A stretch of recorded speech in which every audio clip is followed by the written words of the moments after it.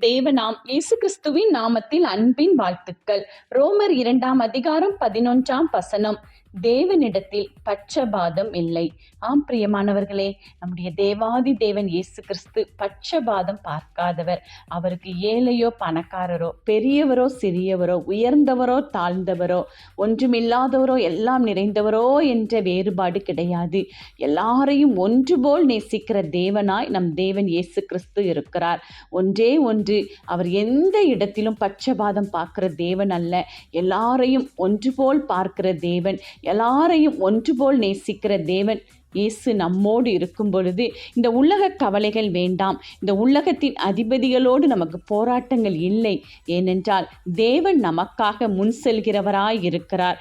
எந்த ஒரு பட்சபாதமின்றி நம்மை பாதுகாத்து வழிநடத்துவேன் என்கிறார். ஆமேன்.